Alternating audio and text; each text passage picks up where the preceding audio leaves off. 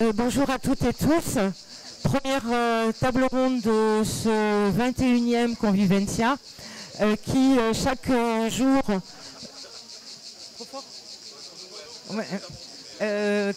jour va explorer une thématique au niveau de l'éco-responsabilité, l'éco-citoyenneté.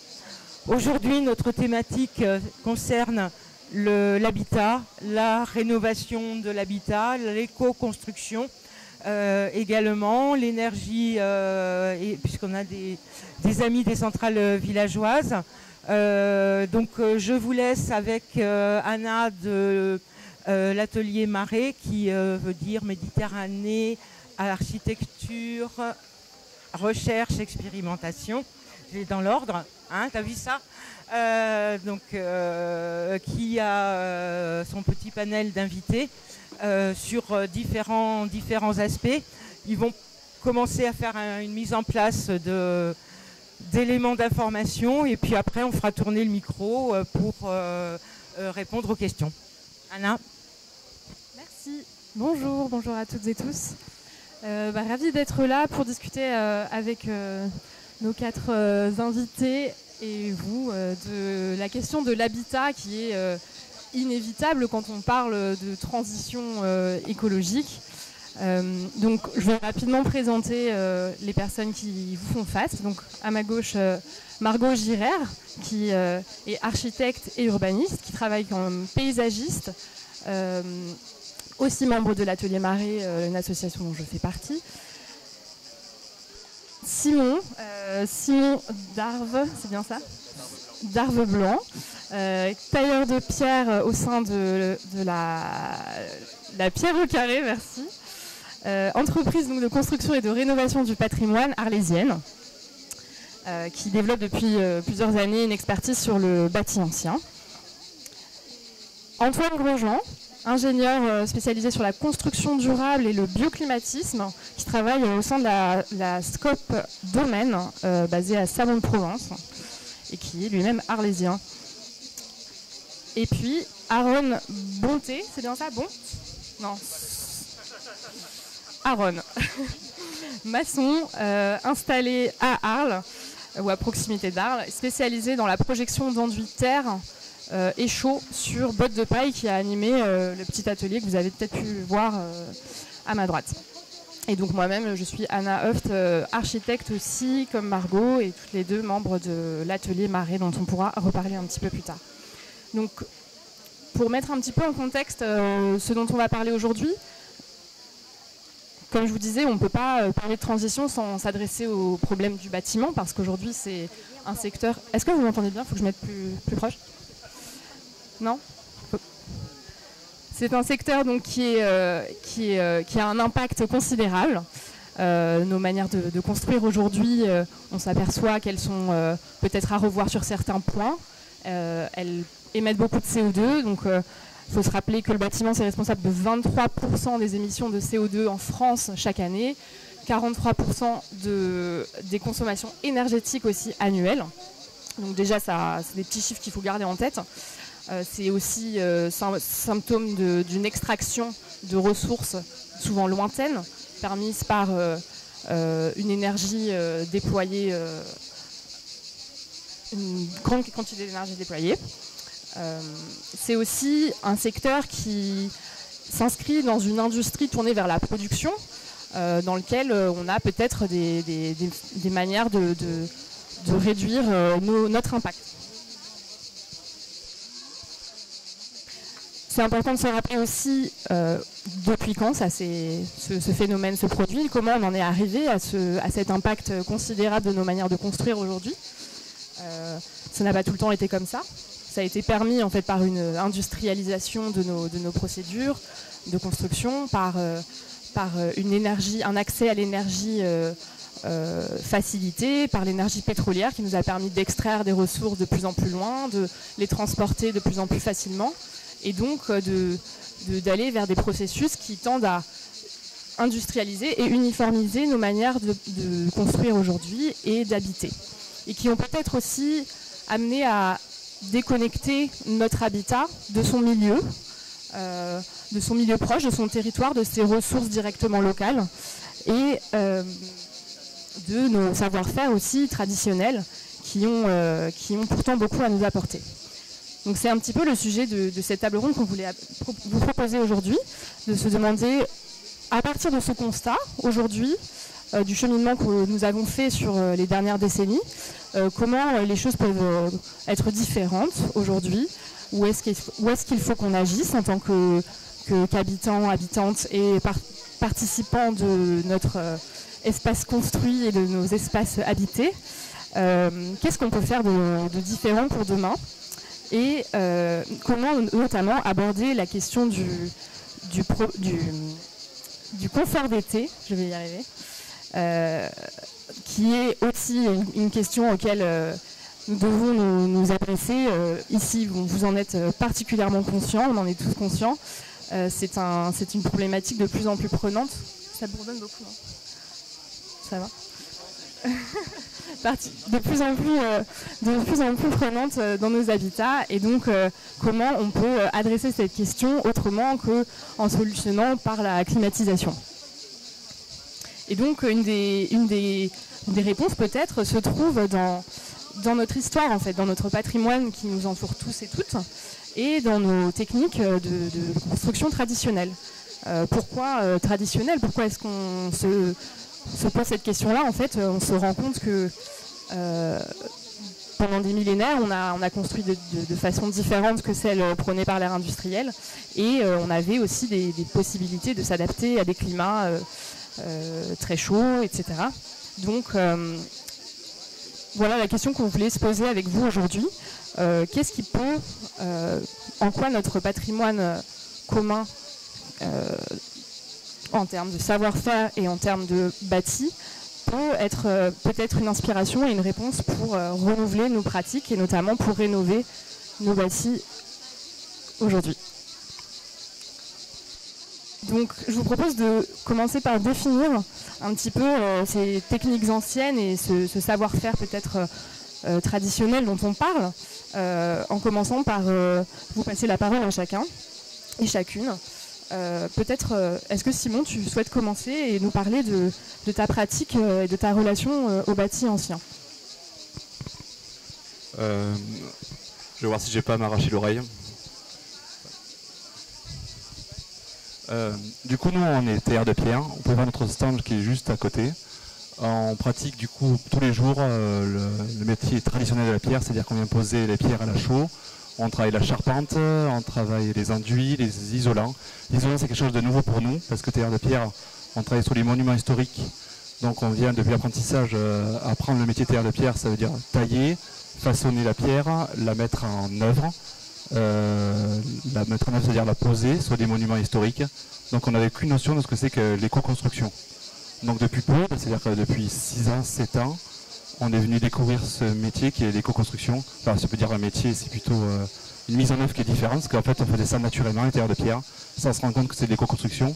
Parce que le métier de la pierre, ça permet de mettre en œuvre le matériau qui vient sous nos pieds. C'est-à-dire qu'on va récupérer le matériau qui est ancien, le reposer et le mettre en œuvre. Du coup, ce matériau-là, comme vous pouvez voir derrière, juste là, pour vous le montrer, je ne sais pas si vous avez vu la petite maquette qui est juste derrière. Vous pouvez voir, on a mis en œuvre le métier de tailleur de pierre en le mettant, en le posant avec la chaux vive. Ça permettrait un peu plus figurer ce que je vais vous exprimer à travers le matériau.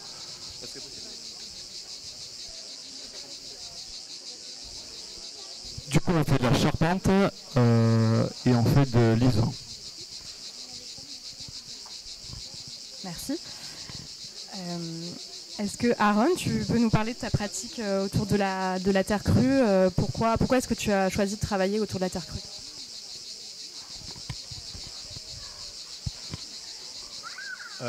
Bon, c'est bizarre ça. Je m'entends moi-même, c'est très bizarre. Mais bon, en fait, oui, moi je suis tombé amoureux des enduits à la terre il y a quelques années parce que je me demandais toujours s'il n'y avait pas un autre moyen de travailler dans le bâtiment au lieu d'avoir des trucs hyper synthétiques, pas très naturels. Et je suis tombé sur les enduits de terre et de suite, amoureux. Je fais ça parce que j'y crois entièrement. C'est comme Simon a dit, des matières qui viennent juste sous nos pieds, qu'on utilise simplement pour construire. Déjà, comme on s'était dit, la construction, c'est pas écologique par soi-même. Donc, si on arrive déjà à utiliser des matières qui sont assez naturelles et qui viennent sous nos pieds, ça va déjà quand même changer pas mal. D'ailleurs, il y a aussi le fait de pouvoir vivre dans une maison qui est assez saine. Il faut savoir qu'une maison, c'est comme comme on dit toujours, un deuxième pot. Si la peau n'est pas saine, en fait, nous, on se sent pas bien. Donc, ça vaut le coup de vivre dans une maison saine et de travailler quand même dessus.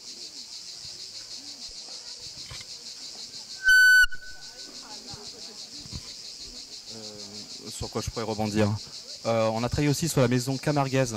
C'est une manière aussi de voir localement les matériaux.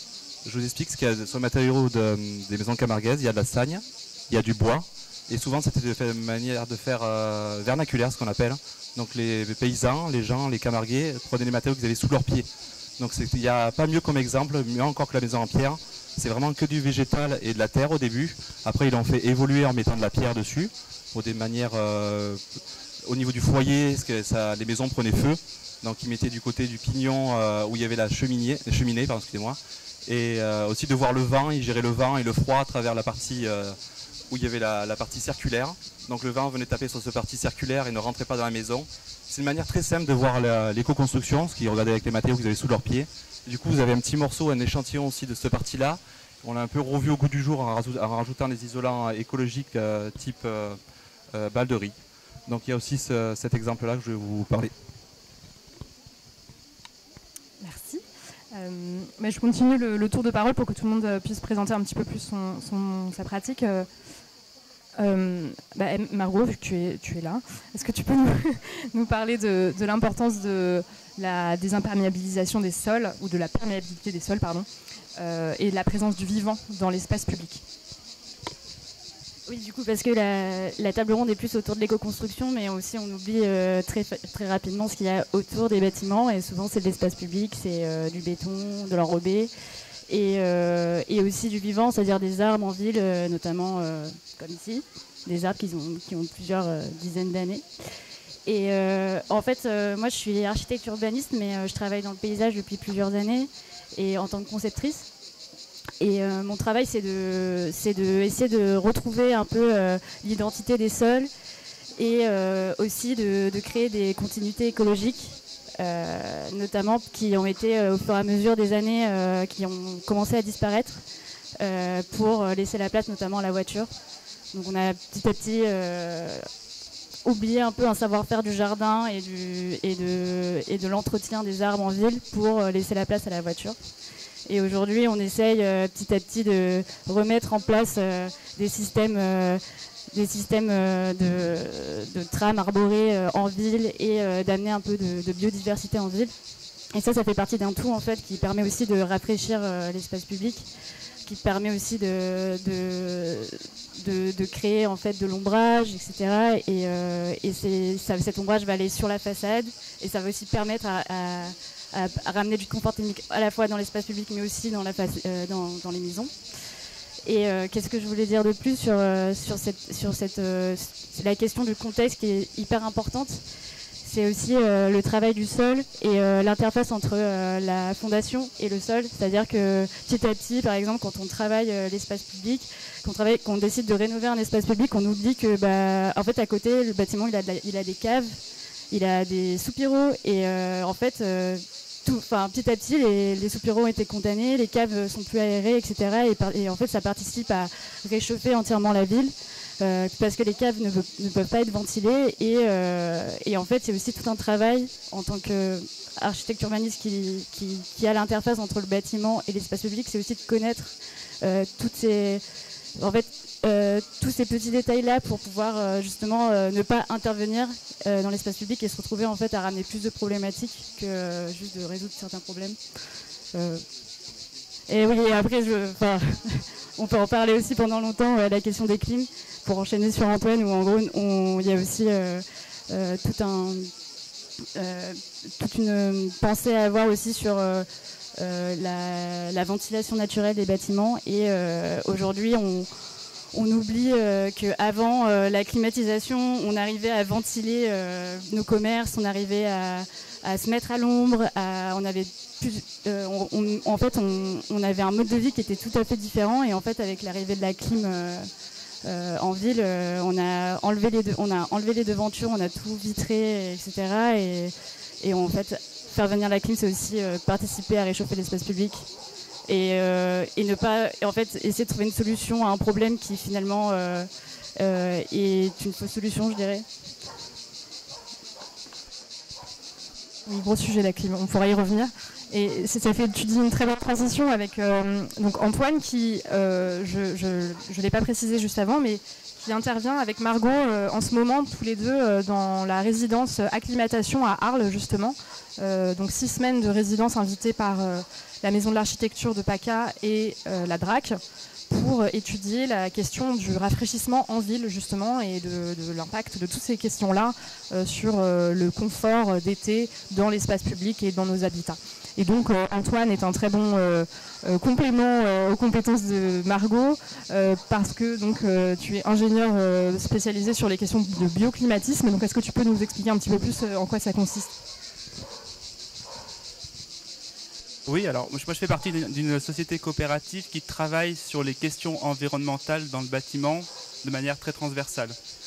Et donc un des fondements de notre pensée et de notre accompagnement auprès notamment des architectes, c'est la conception bioclimatique. Donc la conception bioclimatique, le bioclimatisme, c'est l'art de savoir construire un bâtiment en fonction du climat qui l'entoure.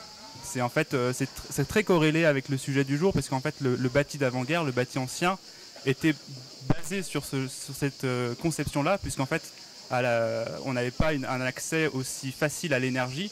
Donc il fallait, pour apporter du confort dans un bâtiment, il fallait jouer avec le climat qui nous entoure pour pas que le bâtiment surchauffe l'été et le bâtiment soit trop froid l'hiver. Donc quand on parle de bioclimatisme, par exemple à Arles, on pense tout de suite au Mistral, à l'ensoleillement, et donc il faut savoir se protéger du Mistral l'hiver, réceptionner le soleil l'hiver aussi pour apporter de la chaleur, mais surtout s'en cacher l'été. Et sur ce point-là, le bâti ancien arlésien a beaucoup d'avantages, beaucoup plus que ce qu'on peut voir, ce qu'on a construit après-guerre, dans une hégémonie de construction où on a pensé la standardisation d'un modèle de construction à l'échelle de la France. On s'est retrouvé avec du bâti qui ne répondait à aucun climat français. Et sachant que la France a quand même une diversité de climat qui est exceptionnelle, on a réussi à trouver un modèle de bâtiment qui ne répond à aucun des climats qui nous sont présentés, et encore pire dans le sud. Donc c'est un vrai sujet, et le bâti ancien, pour le coup, a de vrais atouts sur ces questions-là, et on pourra revenir peut-être dessus après.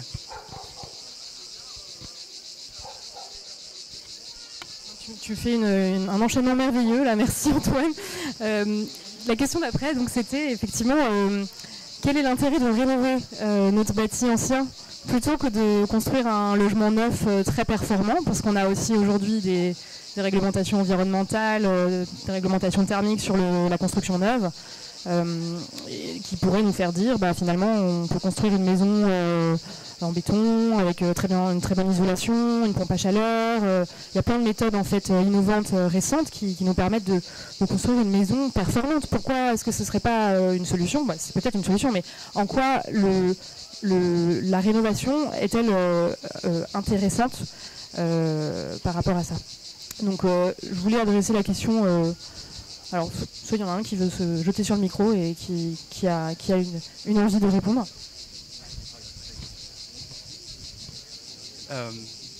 Le bâti, si on prend un bâti ancien typiquement du centre-ville de Arles, son vraiment premier point fort, c'est les murs en moellon pierre de forte épaisseur. Ça apporte une inertie. Donc une inertie, c'est la capacité d'un matériau à emmagasiner la chaleur à l'instant où il reçoit la chaleur et de la restituer plus tard. Donc la pierre, elle a cette capacité où, au moment donné, entre midi et 14h, là où on a le soleil qui tape le plus, à emmagasiner cette chaleur et la restituer 12 heures après. Donc la nuit, là où la température extérieure est normalement plus fraîche, je dis normalement parce qu'on a de plus en plus de canicules qui arrivent et c'est moins évident que ça, Mais on crée ce déphasage qui fait qu'à aucun moment donné, on a une montée en température dans le bâtiment. Ça, c'est le point numéro 1 de point fort qu'on a dans le bâti ancien, qu'on ne retrouve pas dans des murs en béton de 20 cm ou beaucoup moins. Le point numéro 2, dans le bâti ancien, ce qu'on retrouve souvent, c'est des bâtis qui sont traversants. Un bâti qui est traversant, il n'y a pas mieux pour pouvoir ventiler un logement que le fait d'avoir du traversant. C'est-à-dire que traversant, c'est j'ai des fenêtres d'une orientation et sur l'orientation opposée. Ça, c'est un point qu'on retrouve énormément. Sur le 3 fenêtres marseillais, c'était systématisé. Le 3 fenêtres marseillais, c'est le bâti vernaculaire à Marseille. C'était vraiment la chose qu'on retrouvait. Et malheureusement, on retrouve maintenant des bâtiments du bâtiment vernaculaire qui est recoupé à l'intérieur pour faire des tout petits logements. On se retrouve avec des petits logements qui sont mono-orientés, où on perd cette faculté aussi de faire de la ventilation. Donc ça, c'est un point numéro 2 qu'on retrouve aussi beaucoup dans le bâti ancien, c'est le traversant. Le point numéro 3, c'est les combles. Les combles, c'est un espace tampon entre l'extérieur, la toiture, qui est la surface la plus ensoleillée en journée, et le logement. Moi, si j'ai un conseil à vous faire, c'est n'aménagez jamais vos combles. Vous gardez cet espace, parce que c'est un espace qui est tampon entre votre logement et l'extérieur. Et donc, l'été, vous avez quand même beaucoup moins d'apport solaire qui rentre dans votre logement. Ensuite, un autre point qu'on retrouve beaucoup aussi sur le bâti ancien, qu'on a perdu de plus en plus, c'est les volets extérieurs. Et notamment, plus à Marseille qu'ici, à Marseille, c'est le volet persienné. Le volet persienné, ça a quand même la faculté de vous protéger du soleil, tout en continuant à avoir un apport de lumière naturelle qui vous évite quand même d'allumer l'éclairage et qui vous permet aussi de continuer une ventilation. Donc ça, c'est des points qu'on avait dans le bâti ancien et qu'on a perdu dans le bâti neuf, ou qu'on retrouve très peu. Donc c'est vraiment des points, et en fait on a toutes les facultés. Le bâti ancien sait répondre à un enjeu de chaleur. Un autre point aussi très important, c'est que dans le bâti ancien, on retrouve des hauteurs sous plafond souvent d'environ 3 mètres au moins, minimum. Maintenant, on est tous standardisés à 2,50 m. Cette différence de hauteur, c'est un volume que vous avez en moins et qui concourt aussi au confort d'été. C'est-à-dire que vous avez beaucoup plus de volume intérieur et donc aussi un volume qui met plus de temps à chauffer puisqu'il y a beaucoup plus d'air dans votre logement. Et donc ça aussi, c'est un point, si vous avez un bâti ancien, c'est garder votre hauteur. N'allez pas mettre un faux plafond qui descend à 2,50 m parce que vous allez perdre une faculté de confort l'été. Voilà, je vais peut-être m'arrêter là. Et les cours intérieurs, peut-être que Margot peut parler un peu des cours intérieurs. Non, je veux juste parler des...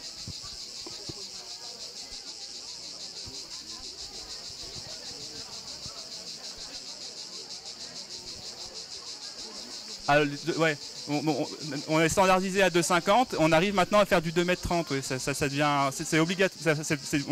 Maintenant, on peut construire, un promoteur a le droit de construire 2,30 m, ce qui n'était pas possible avant. Maintenant, c'est possible.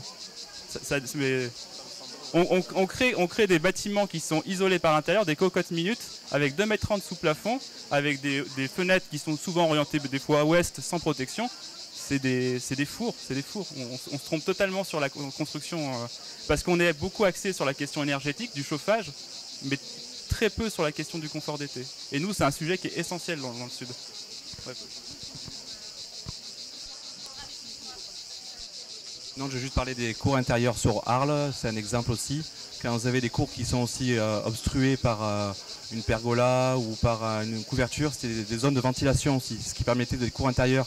Donc à place d'avoir une orientation avec un vent qui traverse une maison sur deux côtés, là du coup les cours intérieurs permettaient de faire un conduit d'air dans les maisons. Et souvent ça, elles sont condamnées pour les questions d'espace.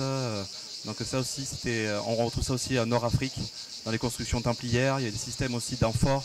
Enfin, il y a plein de systèmes qui sont adaptés et réadaptés pour notre siècle. Et pour rebondir aussi, il y avait aussi la technique des puits provençaux qui ont été petit à petit rebouchés. À Arles, il y a un réseau souterrain de canalisation romaine avec des puits qui arrivaient dans chaque maison, et ça a disparu, et c'était une source aussi de fraîcheur.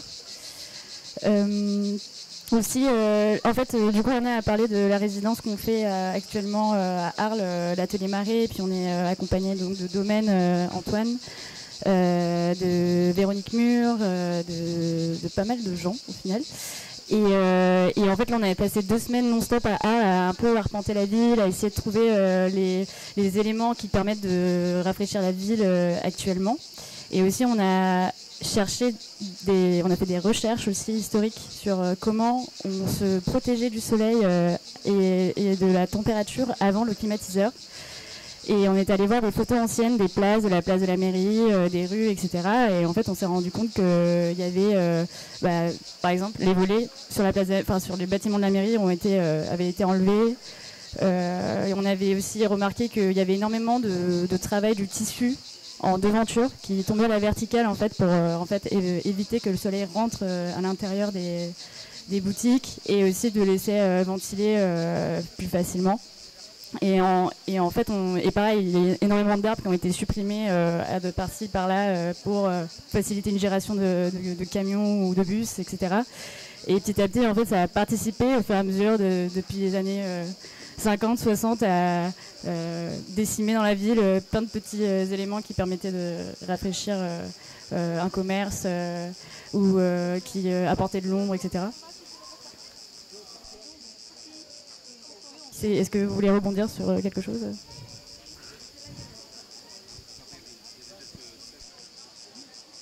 Non, en fait, je vais juste parler des gestes simples du quotidien à la maison. Par exemple, une chose qu'on n'y pense pas, c'est mouiller ses rideaux.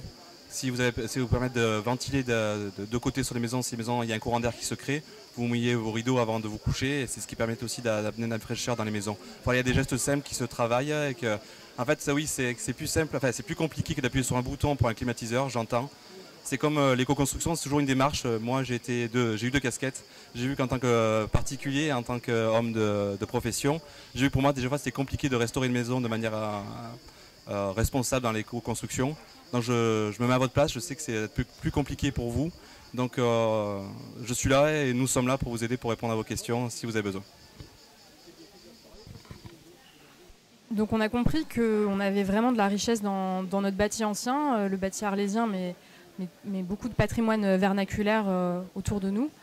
Donc on comprend qu'il faut en prendre soin en fait, de cet existant et que la construction neuve n'est pas forcément une solution. Donc comment on prend soin de ce bâti ancien ? Quelles sont aujourd'hui les problématiques qu'on a sur les bâtiments qui ont parfois une centaine d'années ? Quels peuvent être les problèmes qu'on a si vous aujourd'hui vous achetez un logement un 3 fenêtres marseillais, comment on le rénove, quelles sont les techniques qu'on peut mettre en œuvre pour le rénover et quelles sont les techniques qu'on dit écologiques, c'était un des termes du titre de cette table ronde. Donc peut-être que Aaron, tu peux nous parler de la terre crue et de peut-être son articulation avec la rénovation. En fait, de suite, je voulais parler de ça, ouais, parce que il y a quand même une certaine absence de connaissances, si on parle des enduits, par exemple des terres ou de la chaux, qui est complètement créée par l'existence du ciment. En fait, dès que le ciment est créé et utilisé dans les maisons particulières, en fait, on croyait que c'était la solution, sauf que maintenant, on est 60, 70 ans plus tard, on se rend compte que, en fait, pas du tout. Ça ferme les anciennes maisons entièrement et ça respire plus. Et c'est une des raisons pourquoi il faut travailler avec des enduits de terre, enduits à la chaux. Ça laisse respirer les matériaux. En fait, c'est pareil comme je disais, la maison c'est la peau. Si la peau respire pas, en fait, ça se dégueulasse. Et c'est ça les soucis. Aussi, moi je me dégueulasse tout le temps, autant de travailler avec la terre, mais c'est différent parce que ça respire. C'est très important de travailler avec des matériaux naturels parce que les maisons anciennes, genre le bâti ancien, c'était naturel. Utiliser des techniques synthétiques maintenant, ça ne marche pas en fait. Et ça crée des problèmes de plus dans le futur. Et c'est pour ça que travailler avec la terre, travailler avec la chaux, c'est très important juste pour survivre comme humain et de vivre dans une maison en qualité. Surtout.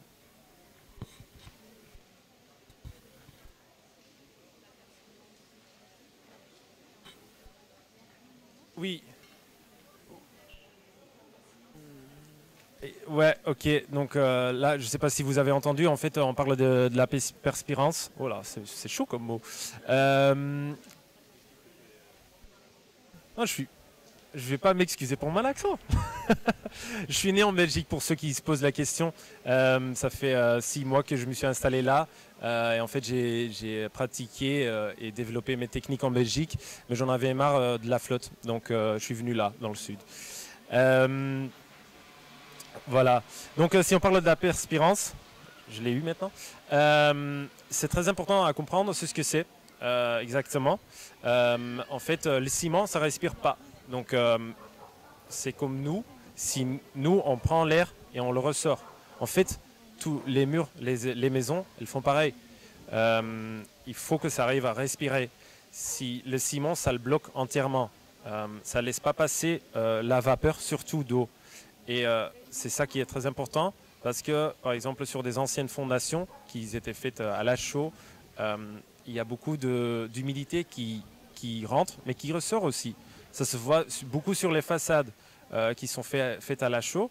On se dit, oh là là, il pleut, la façade, elle boit de l'eau à fond et ça laisse des taches et tout.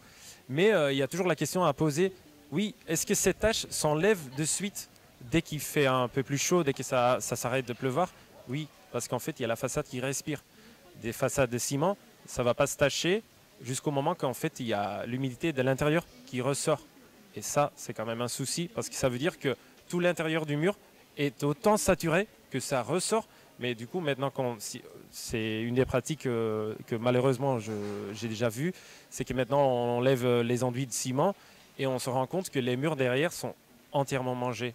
Et du coup, là, il faut que vraiment qu'on commence à voir juste structurellement comment on va solutionner ça. Parce que moi, j'ai déjà intervenu sur plusieurs chantiers où je pensais que c'était juste refaire une façade. Sauf que j'ai dû appeler quelqu'un d'autre pour venir voir sur place comment travailler et comment refaire la maison en fait. Qu'il fallait solutionner les soucis qu'il y avait sur la structure surtout. Je ne sais pas si... Rebondir sur la perspirance, sur le...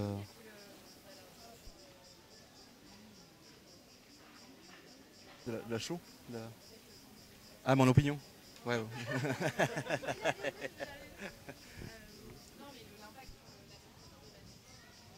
Ah oui, oui. Oui. Du coup, quand on parle de béton, on parle d'un monobloc. Donc c'est un bloc qui est fait avec des agrégats, du ciment, donc qui est ferraillé. Donc c'est une pièce, on va dire, qui est unique, ce qu'on appelle monolithique. Avec les matériaux naturels sont faits de multitudes d'éléments, de morceaux. Donc la pierre est appareillée, ce qu'on appelle. Donc que ce soit du moellon, donc c'est un morceau éclaté ou un morceau appareillé. C'est plusieurs éléments qui s'assemblent. C'est ce qui fait sa fragilité, en même temps sa richesse au niveau de sa structure.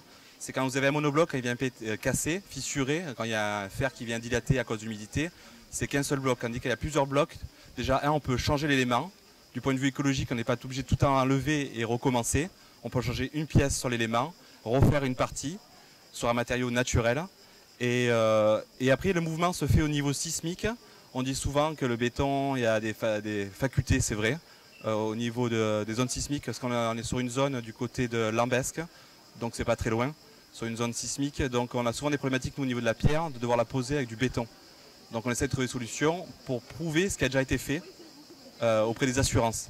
On a quand même un passif, on a un magnifique monument qui s'appelle le Pont du Gard, qui a fait ses preuves dans le temps. Et du coup, on sait qu'il est encore là au niveau des problèmes sismiques. Mais on a quand même, nous, obligés en Tailleur de Pierre de prouver actuellement, de refaire nos preuves auprès des assurances. Donc on est obligé de passer ou par le béton, sur les contraintes et les applications du béton pour le mettre en œuvre, ou on trouve des systèmes avec des ingéstructures qui viennent nous épauler et nous appuyer dans d'autres méthodes. Il faut savoir que les cathédrales, comme exemple, étaient ferraillées, donc il y avait des ceintures, la pierre ne tient pas toute seule. Donc cette force qu'elle a, c'est qu'elle vient se créer des mouvements. Vu que c'est plein de petits blocs, quand il y a un mouvement qui se fait dans la maison, elle se fait avec souplesse. On peut changer un élément, la fissuration se fait différemment. Donc il n'y a pas une fracture qui se fait direct, que ce soit sur du moellon ou de la pierre appareillée. Et après au niveau des joints, vu que c'est posé à la chaux et pas au ciment, il y a une souplesse qui se crée aussi. Que ce soit comme du granit, qui est une pierre plus dure, ou du calcaire tendre, qui reste un matériau poreux. Donc il faut que les remontées d'eau puissent se faire et s'évaporer. Donc même si on viendrait étanchéifier les fondations, il y a quand même une vapeur d'eau qui vient externe s'introduire dans le bâtiment. Donc il faut laisser quand même le bâtiment respirer. Après, la chose, c'est pas magique non plus. Quand je viens conseiller des clients, je leur explique que c'est un tout de voir. C'est-à-dire que c'est une double peau. Il y a un côté intérieur, extérieur, il y a le voisin. C'est-à-dire que si nous on vient faire un enduit à chaud à la maison, le voisin il a un enduit au ciment. C'est-à-dire que c'est nous-mêmes qui allons prendre toute l'humidité parce que forcément il y a un côté qui va s'évaporer. Donc c'est un ensemble. Et après on a récemment redécouvert la chaux à travers des procédés qu'on pourra vous expliquer dans nos ateliers. Ce sera mieux de venir se déplacer directement sur place pour nous voir après sur la manière d'appliquer la chaux qui sera différente et plus perspirante. Parce qu'on est rentré dans une ère ça fait quelques temps maintenant, dans la manière de procéder sur la fabrication de la chaux qui est fait manufacturer et on a revu le procédé récemment. Merci pour toutes ces précisions. Est-ce que, Antoine, tu peux nous parler un petit peu de comment donc là, on est rentré dans les techniques, un peu dans le dur, hein, quand même. On vous parle de choses très concrètes et techniques. Comment ces choses-là peuvent, ces outils, on va dire, peuvent s'articuler avec peut-être toi, ton approche, ton métier de concepteur un peu plus généraliste. Comment tu arrives à piocher dans ces techniques en fait traditionnelles et un savoir-faire lié au bâti vernaculaire pour des projets contemporains. Est-ce que c'est des choses qui se généralisent? Est-ce que c'est quelque chose qu'on peut faire à l'échelle d'une maison? Est-ce que c'est quelque chose qu'on peut faire à l'échelle d'un collège ou...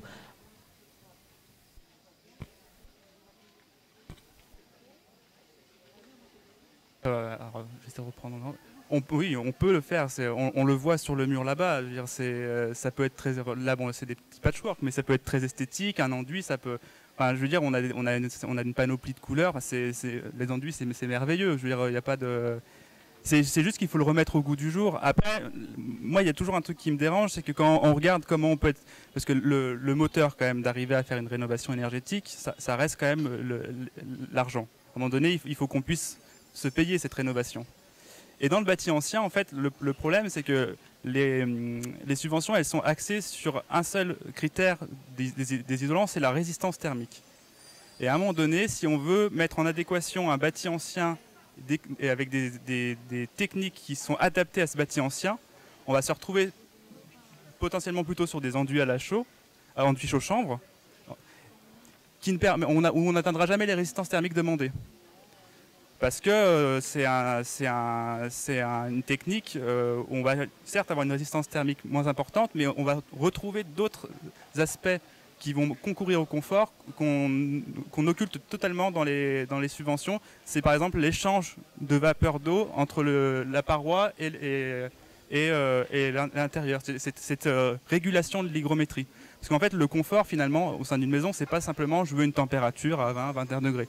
Il y a beaucoup d'autres facteurs qui jouent sur le confort, notamment l'hygrométrie. C'est-à-dire qu'en fait, on peut se sentir bien à 28 degrés si on a 40% d'humidité. On se sentira très mal si on en a 70-80. Il y a aussi le mouvement de l'air. Si on n'a aucun mouvement d'air dans une pièce, on peut se sentir très mal à 26 degrés et on peut se sentir très bien à 28 degrés, mais avec un petit flux d'air qui passe.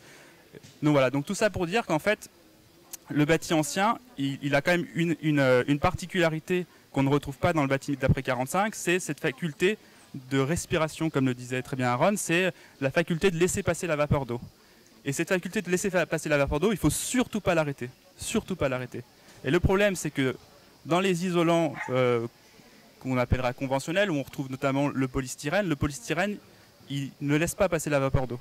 Donc on vient mettre un isolant qui va à l'encontre totale du respect de ce bâti-là. Et en même temps, c'est l'isolant qui permet d'atteindre le mieux cette résistance thermique qui est demandée dans les subventions. Donc forcément, quand on veut aller chercher les subventions, on va répondre à la résistance thermique et on va chercher le moins cher et celui qui prend le moins d'épaisseur à l'intérieur. Parce que souvent dans le bâti ancien, on isole par l'intérieur. Donc on cherche à avoir le moins de perte d'espace. Parce que si je viens mettre un isolant de 15 cm, je perds beaucoup plus d'espace que si je mets un polystyrène de 6 cm. Donc il y a toute cette réflexion-là qui est très compliquée chez le particulier, où nous on arrive beaucoup mieux à le développer sur des projets publics, un collège, etc. Puisque là, pour le coup, on n'est pas adossé à ces questions de subvention, ou différemment en tout cas. Mais pour autant, c'est quand même une question qui est prégnante et qui, je pense, qu'il faut arriver à mettre sur la table de ces jeux de subvention, parce que ça reste un moteur essentiel pour que le particulier puisse engager cette rénovation énergétique.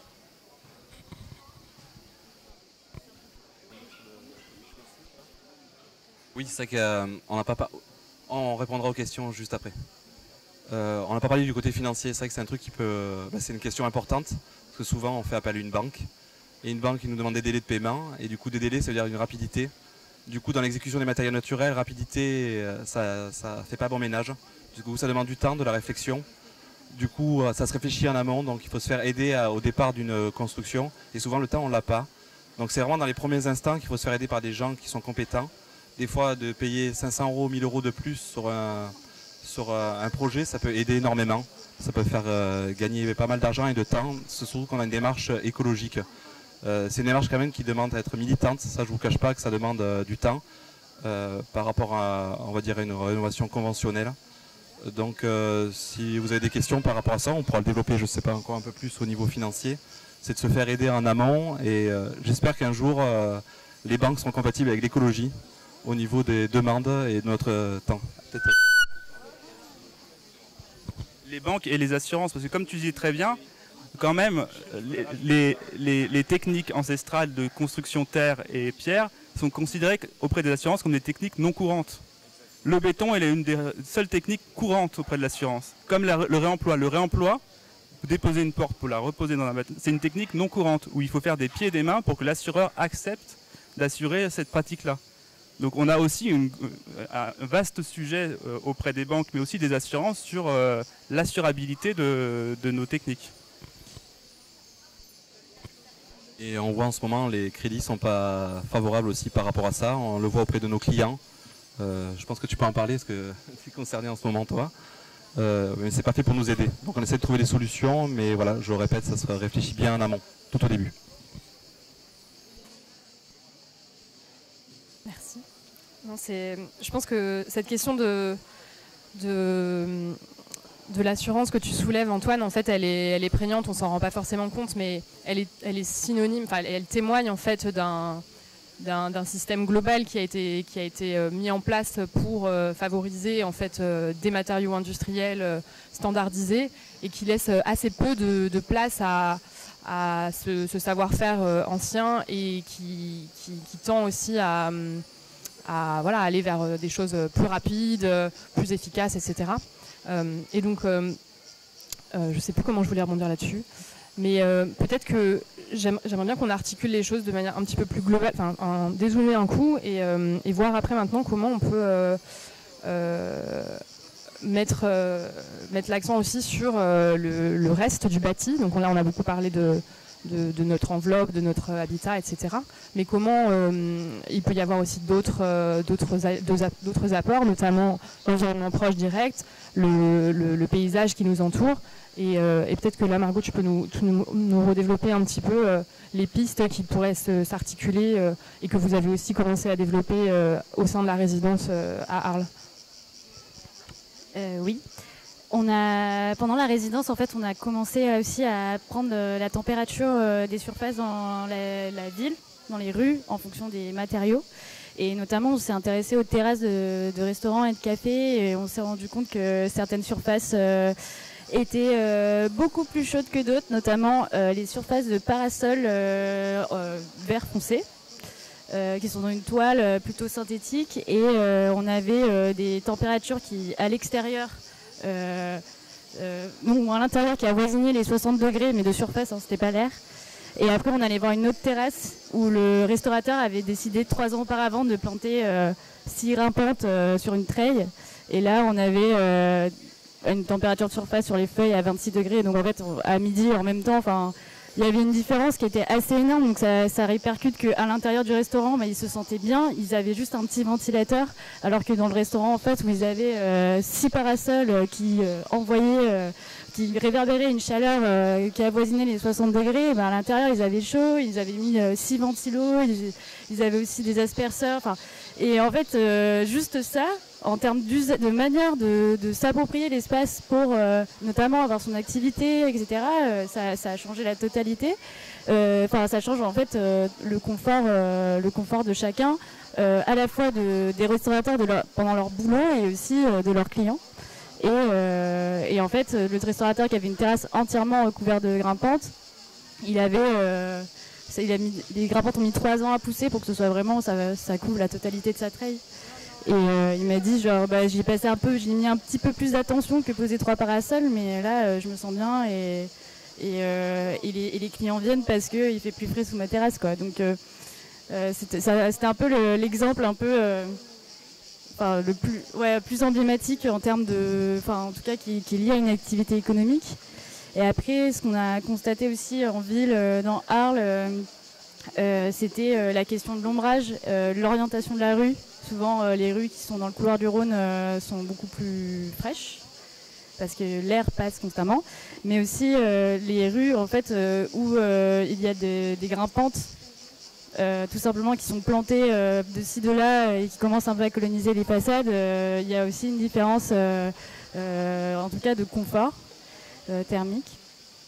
Et le sol, sans oublier le sol, mais ça c'est un peu différent parce que bon, il y a une différence entre le goudron et par exemple le béton désactivé qui ont une différence de couleur.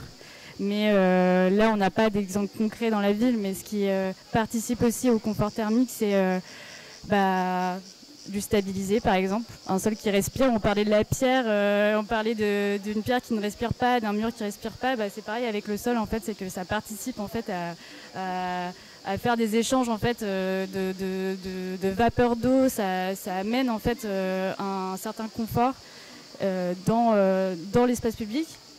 Et ça, c'est pas du tout mis en œuvre actuellement parce qu'on a des problématiques de réseau. Donc c'est-à-dire qu'il y a des réseaux enterrés en dessous, donc il faut qu'ils soient protégés. Il y a des problématiques de passage de véhicules et il y a aussi une des problématiques de ruissellement, c'est-à-dire que quand il pleut, il faut que l'eau passe quelque part et c'est plus intéressant.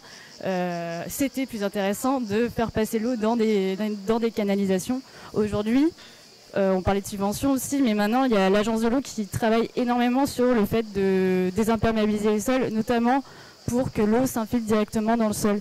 Et en fait, et l'agence de l'eau subventionne les villes pour ça, pour qu'elles désimperméabilisent leur sol, pour justement éviter des inondations et aussi renforcer les sols en hygrométrie, ce qui permettrait. Et en fait, la question c'est est-ce qu'on arriverait à désimperméabiliser certains sols dans l'espace public du secteur sauvegardé de Arles, sachant que c'est des problématiques. En tout cas, pour l'instant, c'est pas encore possible de le faire. Mais nous, on aimerait. En tout cas, moi, j'aimerais réussir à convaincre un jour une mairie pour laisser une rue en stabilisé et voir en fait ce que ça donne sur le long terme en termes de confort thermique et voir aussi comment ça se vit dans l'espace public qui va être plus vécu un espace plus naturel. Est-ce que vous souhaitez rebondir, messieurs? Ou on va peut-être passer la parole à vous, messieurs, dames, si vous avez des questions. Oui, en fait, vous m'avez répondu. Mais je veux une confirmation. Le mur doit avoir une certaine porosité, puisque vous m'avez parlé d'une peau. Alors, attendez, si j'ai bien compris, le béton ne le permet pas. Maintenant, ma question c'est, dans le bâtiment ancien, on a pas mal de pierres qui viennent soit des carrières. Est-ce que c'est surtout à ça que vous pensez quand vous pensez porosité? Le problème, c'est qu'il y a une ressource limitée. Oui, tout à fait. En fait, c'est pas forcément que ça soit lisse ou que ça soit. Faut pas forcément que ça soit lisse. C'est surtout le matériel qui fait ça. Donc ciment, béton qui est au ciment. C'est ça qui bloque la perspirance. Par contre, si ça soit, par exemple, les enduits, s'ils sont lissés, talochés, épongés, ça change pas grand-chose sur le fait que ça peut respirer ou pas. C'est surtout le matériau même qui fait ça. Je me permets, effectivement, les ressources sont limitées, autant pour la pierre, mais que le béton aussi. Béton, c'est du sable, de l'eau et l'acier. Mais en fait, la question numéro 1, c'est de réhabiliter, finalement. La question numéro 1, c'est comment on conserve notre bâti existant, comment on reprend possession. Quand on voit les taux de vacances qu'on a en France sur le parc français On a un gisement de logements disponibles qui est considérable. Donc la question numéro 1, c'est comment on rénove ce bâti. Comment on arrête de construire et comment on reprend main sur ce bâti-là. Et ce bâti-là, il est effectivement hétérogène. Il y a le bâti d'après-guerre, d'après 1945, où là, effectivement, on est sur une typologie plutôt béton, où on n'a pas cette question de porosité, de transfert de vapeur d'eau. Donc on a moins cette problématique-là. Mais le bâti ancien, il faut le conserver parce qu'il a beaucoup, à mon sens, beaucoup de points positifs, et notamment sur la gestion du confort d'été. Et du coup, si on le réhabilite, on prend en compte ses qualités intrinsèques, donc la gestion de la transition de la vapeur d'eau. C'est dans ce sens-là, je pense qu'on voulait plutôt axer le sujet. Mais là, pour moi, le sujet numéro 1, c'est la réhabilitation, vraiment. En fait, il y a encore une autre chose, si on parle de laisser respirer les murs, c'est aussi pas que passer la vapeur d'eau, mais aussi l'humidité. Tu as expliqué quand même pas mal tout à l'heure. En fait, c'est aussi la terre qui va faire ça. La terre, elle a la compétence de prendre de l'humidité et de la régler. Donc c'est ça un peu aussi le souci dans les maisons qui sont construites aujourd'hui, que l'été c'est très très sec et l'hiver c'est très humide. En fait, il n'y a aucun sens dedans. La terre, elle va prendre l'humidité l'hiver et elle va la recracher l'été. Et donc, ça vous fait un niveau d'humidité pareil toute l'année. Et c'est ça qu'on sent quand on rentre dans une maison en paille, par exemple, qui est enduite en terre. On sent qu'une certaine fraîcheur, une certaine ambiance agréable. C'est ça qu'on sent et c'est que ça, en fait. C'est régler l'humidité.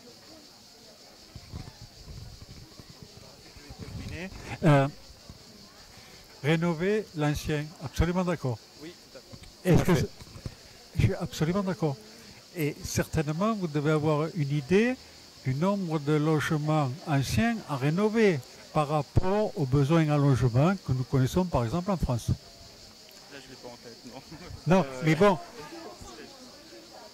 De quoi il faudrait 6 000 logements.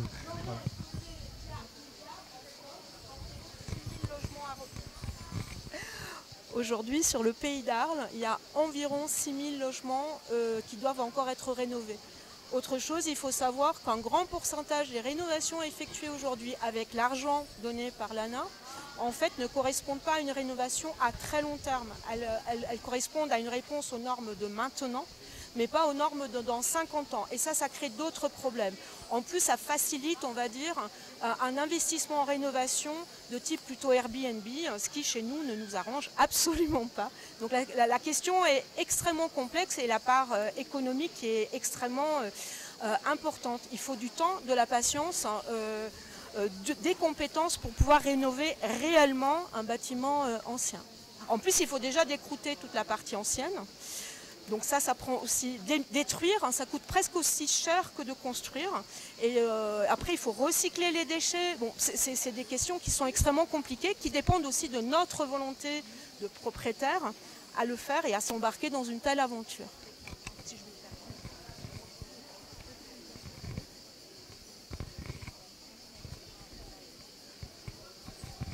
Oui, bonsoir. Alors, on se permet de changer de sujet. Nous, on représente les centrales villageoises du Pays d'Arles, c'est-à-dire une société citoyenne d'installation de toits solaires. Et autant on parle d'énergie pour fabriquer les matériaux, pour installer les matériaux, pour faire fonctionner les maisons, autant de nos jours, avec les matériaux qu'on a maintenant, il y a la possibilité de fabriquer, enfin de créer sa propre énergie, sa propre électricité. Voilà, donc c'était pour vous signaler que en tant que société citoyenne, on est présent sur la moitié du Pays d'Arles, côté d'Arles, on va dire, qu'on a dans nos actionnaires des citoyens, mais aussi des personnes morales, et qu'on installe, on étudie, et puis on installe des toits solaires sur les toits qui sont... comment dirais-je, qui conviennent, parce que tous les toits ne conviennent pas, bien entendu. Voilà, donc c'est vrai qu'on est un peu sur un sujet qui est différent, mais c'est aussi un sujet qui est de maintenant. Et voilà, donc c'est pour vous dire qu'on est là. On ne va pas vous faire un cours là-dessus. S'il y a des questions, c'est bien volontiers. Et on a un stand, on est représenté là-bas, et on a Christophe, notre salarié, qu'on a depuis peu de temps, petit coucou, voilà, qui est là.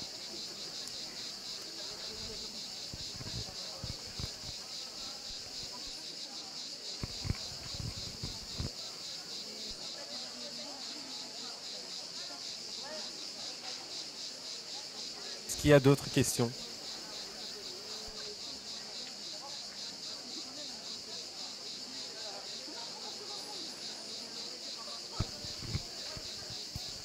Là, pour le coup, je m'adresse à vous. Vous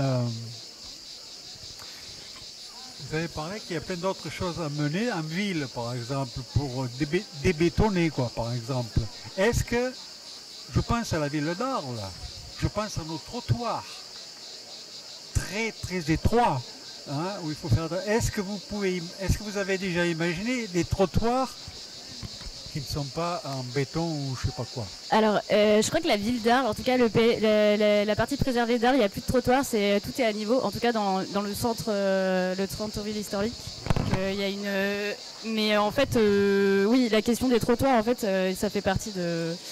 c'est censé protéger le piéton de la voirie, mais en même temps, et aussi ça permet de guider l'eau.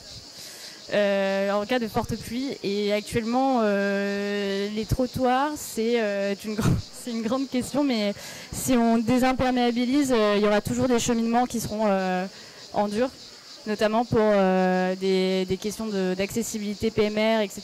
Mais justement l'idée c'est un peu de jouer avec toutes les possibilités de matériaux qu'on a pour rendre les sols les plus perméables. Donc il y a plein de solutions.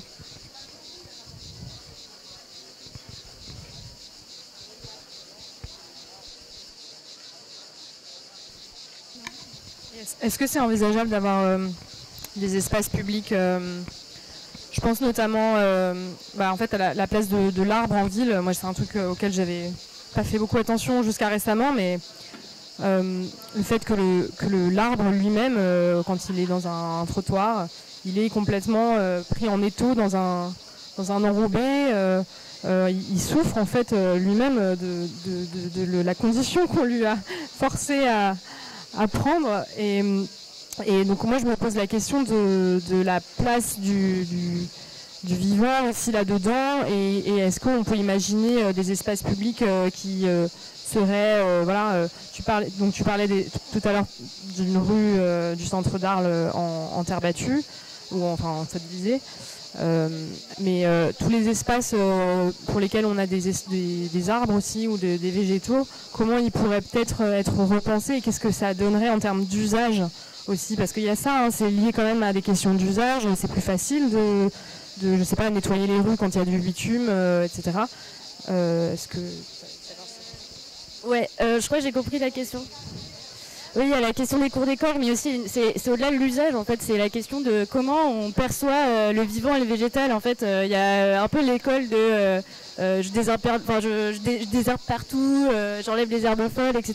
Et après, il y a l'école de Gilles Clément notamment, où on va laisser vivre un paysage et sélectionner certaines essences et vivre avec, et trouver un certain esthétique dans la venue de plantes qui n'étaient pas prévues à cet endroit-là.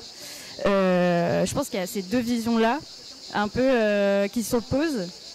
Et justement, la question de l'arbre en ville, on en parlait pas mal pendant la résidence, et notamment, par exemple, un platane dans un espace naturel, il va faire 50 mètres de haut. Et en ville, il atteint jamais en fait cette hauteur-là, parce que il va être étriqué, il va pas pouvoir se développer, son système racinaire il va être un peu coincé au bout d'un moment. Et parce qu'en fait, il est soumis à plein de problématiques, c'est-à-dire qu'il y a les réseaux autour, il y a le passage des bagnoles, on le canalise à un certain endroit, et on n'a pas du tout cette vision de... En fait, c'est un être vivant et c'est pas du mobilier urbain. Et en fait, pendant plusieurs décennies, on a considéré l'arbre comme, on va mettre un arbre là parce qu'il faut que ça fasse vert, mais on va pas du tout considérer le pied d'arbre. Ça va être recouvert d'enrobés, etc.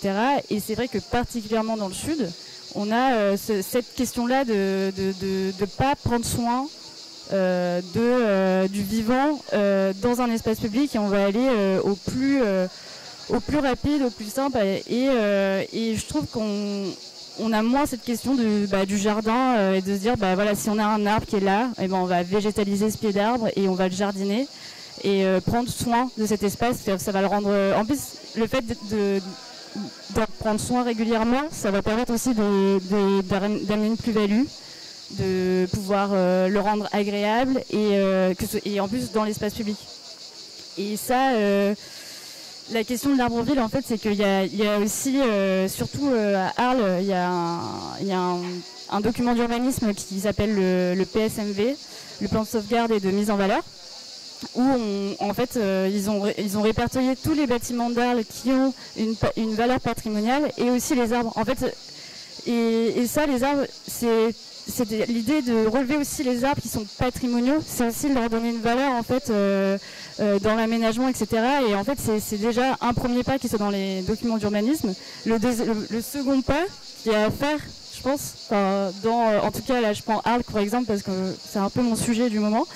C'est de réfléchir autrement en se disant ça va être chiant sur le long terme, on va pas y arriver, ça va être des arbres folles partout, mais juste d'amener une autre vision en fait de comment on prend soin d'un arbre en ville et de trouver des solutions d'aménagement pour mettre plus en fait d'espace vert en fait, même au sein d'une ville patrimoniale comme Arles où en fait dès qu'on creuse on va se retrouver avec des vestiges et puis aussi on ne peut pas planter certaines places notamment pour laisser les façades visibles pour faire plaisir à l'architecte des bâtiments de France, c'est pas toujours le cas et donc en fait ça pose cette vision du vivant en ville où en fait je pense qu'il faut ne pas figer les choses et proposer d'autres manières d'aménager l'espace public en milieu patrimonial pour à la fois amener des conditions de vie plus agréables dans le terme d'avoir un espace vert à deux pas, des espaces verts multiples dans une ville dense et aussi amener aussi en ayant plus d'espaces verts du coup je pense qu'on participe à une qualité de vie et à un confort thermique en été. Ça va améliorer ça.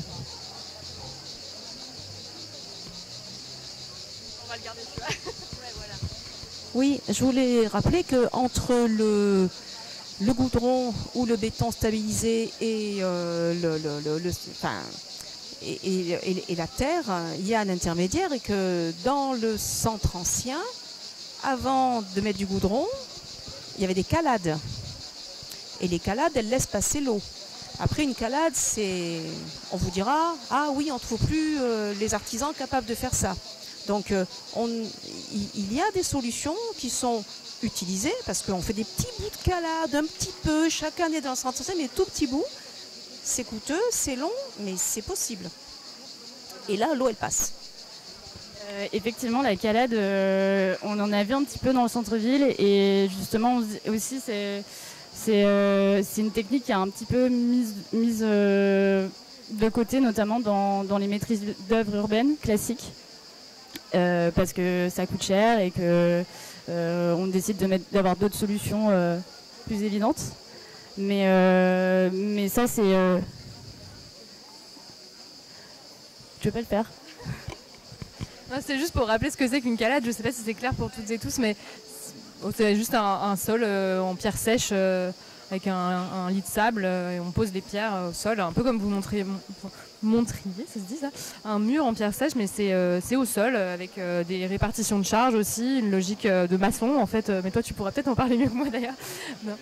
Voilà, mais qui fait tout à fait partie de notre patrimoine, le patrimoine ici et du sud-est en général. Il suffit d'aller regarder l'escalier des arènes. Voilà, le devant des arènes, l'escalier des arènes et le petit morceau qu'il y a entre le jardin d'été et le début de la rue. C'est des petits bouts, voilà. Mais ça, c'est vrai, ça existe. Après, la rue de la Calade, qui s'appelle encore comme ça, elle est goudronnée. Il y a une partie qui a été mise en pavé, qui glisse, qui sont abominables devant le théâtre antique. Mais la calade permet que ça descende. Tandis que si on fait un sol comme ça dans une rue en pente, à mon avis, ça se passe pas bien quand même. Mais en tout cas, merci de mettre en avant cet exemple parce qu'il souligne bien aussi l'importance d'articulation de ces techniques avec les savoir-faire en fait, qui ont existé, qui se sont transmis pendant des générations et qu'il faut qu'on valorise. Et aujourd'hui, du coup, je trouve que c'est une chance que vous soyez là tous les deux à René-Simon parce que c'est des exemples de transmission de ces savoir-faire et qu'il faut qu'on mette en avant dans nos projets, dans nos manières d'aborder toutes ces questions-là. Et je pense que ça je sais pas, il y a d'autres questions parce que je voulais peut-être conclure, mais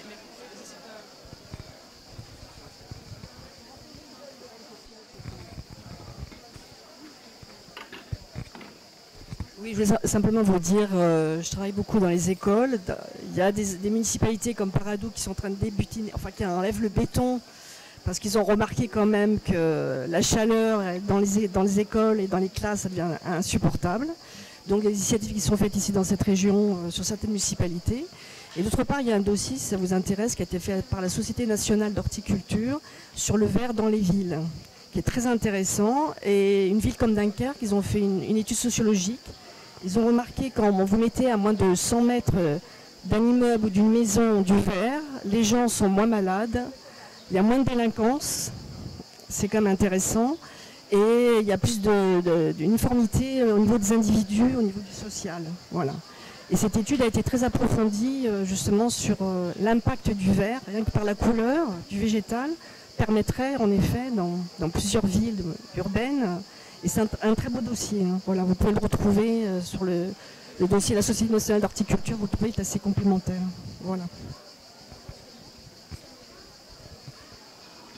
Ça me permet de rebondir. Il y a un petit opuscule qui a été sorti il y a quelques années qui s'appelle Le maire qui plantait des arbres, qui a été signé par quelqu'un d'Arles et qui est une jolie fantaisie, mais qui permet aussi de repenser du lien social entre les gens et l'impact de l'arbre dans la vie collective qui est absolument génial. Moi, je voulais retomber un peu sur terre à terre. Vous parliez de la non-motivation ou du manque d'intérêt des financiers, des assureurs sur les problématiques de restauration et de rénovation de l'ancien. Est-ce que malgré tout, il y aurait quand même des banques sensibilisées, des banques éthiques sensibilisées sur cette démarche? Est-ce que vous êtes en partenariat, en discussion avec des partenaires de cet ordre?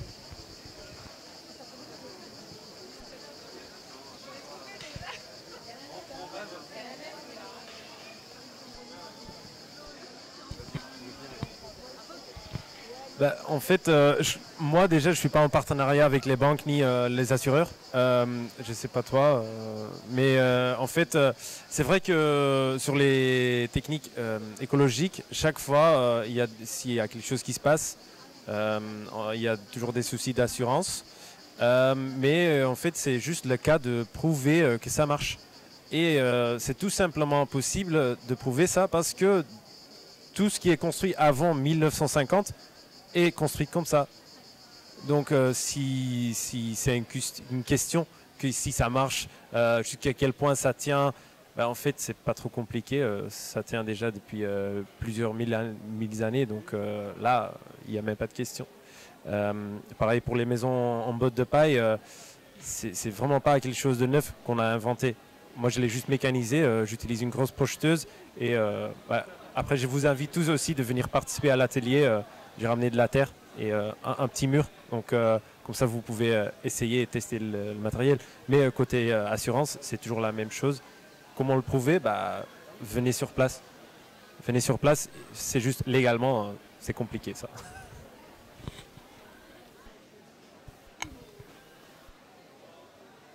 Peut-être pour compléter, la question de l'assurance, elle est prédominante dans le bâtiment. Aujourd'hui, on est quand même dans un système très normé, très contraint par les assurances. Mais on tend en tout cas à faire évoluer le cadre normatif et assurantiel à partir de l'expérimentation. En fait. C'est ça la clé d'entrée. c'est de montrer que ça marche, comme tu viens de le dire, de montrer qu'on sait le faire, qu'il n'y a pas vraiment de problème, et d'avoir un certain nombre de retours sur expérience au fur et à mesure. Moi, je travaille pas mal sur le réemploi des matériaux, où en fait c'est quelque chose qui fait peur aujourd'hui dans la construction, aux assureurs, aux bureaux de contrôle, etc. Parce que ça sort en fait de ce que je disais tout à l'heure sur des matériaux issus de systèmes industriels aujourd'hui où on sait exactement comment il a été construit, quelles sont ses performances, etc. Quand on réemploie une porte ou un parquet, on n'a pas une étiquette qui nous dit précisément ses performances. Mais par contre, si on montre qu'il y en a un certain nombre d'exemples qui le font et qu'il n'y a pas de souci, on a testé, etc. Donc ça demande en fait d'avoir des partenaires qui sont prêts à s'engager. Mais petit à petit, on voit que l'expérience et l'expérimentation insuffle ensuite petit à petit sur le cadre normatif et assurantiel, parce que finalement les gens sont petit à petit convaincus et la norme évolue comme ça. Je ne sais pas si... Donc en tout cas, je ne sais pas si ça c'est une invitation en fait à se dire on peut y aller et il faut effectivement pas avoir peur de ces sujets-là et c'est par des actions comme celle-ci qu'on peut faire avancer les choses petit à petit. Pas aussi vite qu'il faudrait, mais... En fait, je peux rebondir sur le fait qu'il y a l'aventure qui commence. Je pense qu'on a pris tous envie de pouvoir avancer avec ces problématiques d'assurance. Et je pense qu'on est tourné vers l'avenir et sur les côtés positifs. Enfin, j'ai espoir que ça va s'améliorer. Je vois chaque année qu'on avance avec les matériaux naturels, il y a à chaque fois une avancée qui est assez longue, mais on y arrive. Et un autre point, je voulais rebondir aussi, c'est la transmission à travers les apprentis. Je vois actuellement, on a un gros problème de main-d'œuvre. Il y a un manque dans une compétence qui est entre 40 ans et 50 ans. On n'arrive pas à trouver des personnes compétentes. Motivées, c'est encore une autre discussion. Mais actuellement, la transmission, déjà, quand on parle d'écologie, ça demande une envie. Donc d'être militant, et on voit qu'actuellement il manque une main d'œuvre dans le bâtiment, dans la transmission à travers ces métiers, à travers ces compétences qu'on vient de parler. Donc je pense qu'il y a encore un autre domaine, on va avoir des difficultés prochainement, là, ça arrive pour nous. On ne s'en est pas rendu compte jusqu'à maintenant, mais là c'est heureusement qu'il y a des cathédrales qui brûlent. Ça nous permet d'avoir des apprentis et des recrutements. Bon, je ne souhaite pas que ça arrive tous les jours, mais par exemple pour Notre-Dame, ça a été une facilité pour recruter, c'est qu'il y a eu des envies, des vocations qui sont créées grâce à ça. Donc ouais, pour demain, j'espère qu'on arrivera à trouver des solutions par rapport aussi à cette transmission à transmettre. Je voudrais, par rapport à ce que vous disiez, quelle est aujourd'hui la politique des CFA et plus globalement de la formation par rapport à ça? Est-ce que ces techniques dont vous nous parlez, c'est des techniques qui sont ultra minoritaires dans les contenus des apprentissages, ou est-ce que c'est quelque chose qui bouge, est-ce qu'il y a une promotion de ça? Comment ça se passe? Là, je peux vous en parler. Le côté positif, c'est que dans les formations, dans l'éco-construction, il y en a de plus en plus. Il y a de plus en plus d'acteurs et d'envie de jeunes à vouloir apprendre ça. Le côté négatif, c'est que dans l'éco-construction, heureusement ou malheureusement, c'est qu'on se diversifie. C'est qu'il n'y a plus un métier sur lequel on va être passionné, ou je veux dire on va être compétent. C'est-à-dire qu'on apprend à travailler la terre, on apprend à travailler le bois, on apprend à travailler la paille, ce qui est chouette. Sauf qu'après ça ouvre à... Est-ce qu'une personne sera compétente? C'est une question que je lance comme ça.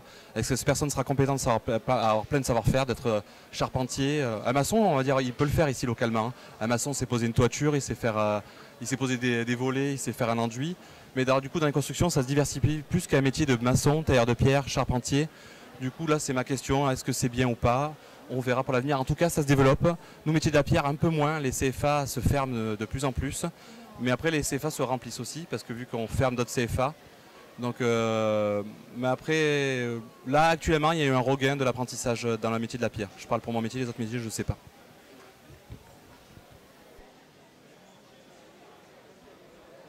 Après, je vous invite à venir nous voir sur les ateliers après cette discussion. Merci. Est-ce qu'il y a d'autres questions?